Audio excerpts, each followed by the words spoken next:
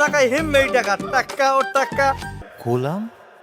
হ্যাঁ হ্যাঁ, শেহজাদের মতো দেখতে হুবহু গোলাম আবার কোথায় থেকে চলে আসলো, এবং সেই সাথে শেহজাদ যদি গোলামের অভিনয় করে থাকে তাহলে গোলাম কেন মানুষের মানিব্যাগ থেকে টাকা চুরি করবে? কি আশ্চর্যজনক ঘটনা! তো দুনিয়া টাকার গোলাম নাটকের 22তম পর্বে ইন্টারেস্টিং ঘটনা কিন্তু ঘটে যাবে। তাই ভিডিওটির মূল টপিকে ফিরে যাওয়ার আগে আপনারা যারা এখনো আমাদের চ্যানেলটিকে সাবস্ক্রাইব করেন তারা অবশ্যই গাইস নিজের ভাই মনে করে চ্যানেলটিকে সাবস্ক্রাইব করে দেবেন, এবং সেই সাথে ভিডিওটা লাইক করে দেখতে থাকুন। ছবি আর দুনিয়া টাকার গোলাম নাটকের 22তম পর্বের শুরুর দিকে আপনারা দেখতে পারবেন শেহজাদ ফাতেমাকে জিজ্ঞেস করবে যে তোমাকে আমি যে টাকাগুলোর অ্যাক্সেস দিয়েছিলাম সবকিছু টাকা ঠিকঠাক আছে তো? এই কথা শুনে ফাতেমা কিন্তু একদম ঘাবড়ে যাবে, এবং ফাতেমার ঘাবড়ানো দেখে শেহজাদ ফাতেমার দিকে তাকাবে। ফাতেমা আসলে ভাবতে লাগবে যে আমি 50 লক্ষ টাকা ওখান থেকে খরচ করেছি, এটা যদি কোনোভাবে শেহজাদ জানতে পারে তাহলে তো আমার সর্বনাশ হয়ে যাবে। তাছাড়া শেহজাদ কেন আমাকে এতদিন পরে এই টাকাগুলোর কথা বললো? আর এদিকে শেহজাদও ভাবতে লাগবে আমি তো নিজের চোখে দেখলাম যে ফাতেমা অনেকগুলো টাকা ব্যাংক থেকে উঠালো, তাহলে ফাতেমা অতগুলো টাকা কোথায় থেকে উঠালো আমাকে দেখতে হবে। এবং এদিকে আপনারা দেখতে পারবেন যে ঋতু তো নামাজ পড়ে তার গোলামের জন্য দোয়া করবে, এবং সেই সাথে বলবে যে তার গোলামকে যেন সে দ্রুত আবারও কাছে ফিরে পায়। এবং তখনই তো দুনিয়ার টাকার গোলাম নাটকের 22 নম্বর পর্বেই